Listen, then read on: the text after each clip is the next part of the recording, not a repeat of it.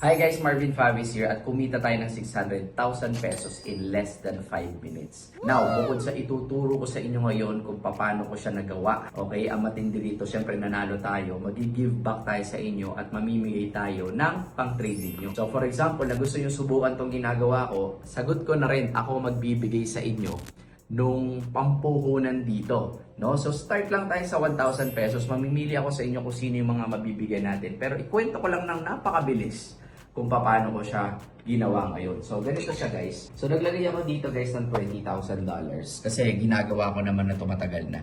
And then ganito ko lang siya ginawa. Kung mapapansin nyo, ito yung history natin. Puro siya halos panalo. And the reason bakit siya panalo, ang una kong ginagawa, no, lalo na yung mga may idea na dyan kung paano mag-trade, hinahanap ko yung bias na kung tawagin natin or yung direction, yung market direction sa mabilisang time frame lang or sa short period of time. So dito, kung makikita ko na going up yung market, hahanapin ko yung mga pullback or retracement na short term lang, yung mabilisan lang. So kung going up yan, hinahanap ko itong mga red candlestick na to na mga mabilisan. Nakakita nyo, going up talaga yung overall trend niya. Pero 5-second time frame lang tayo, kaya wala masyado akong ginagamit ang mga indicators dito. So kung nakikita ko yan, dun ako nag-e-enter ng buy or high. No? So tinatimingan ko talaga siya. Tinatimingan ko. Pag nakita ko may candlestick dyan, boom, tatimingan ko and then go up.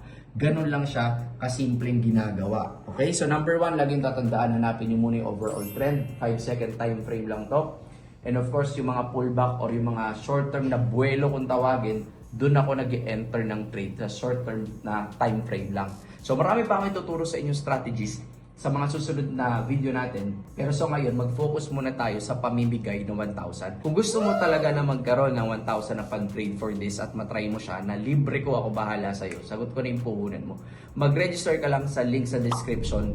Okay, meron akong link dyan. And then, pasok ka doon, mag-register ka. Kukunin ko yung UID mo para siyang ID dito sa dito sa profile mo, user ID yan. Kukunin ko yan sa'yo. Mag-fill up ka na rin ng form dyan sa baba, sa link. So after mo mag-register, siguro may form ako dyan na ilalagay para ilagay mo dun yung name mo, yung contact number mo, tatawagan kita. Pag napili ka namin manalo sa live ko. So magla-live ako dito sa YouTube mismo, sa Marvin Favis YouTube. And then pag live ko doon, tatawagan kita para ma-send ko sa iyo yung pampuhunan mo dito.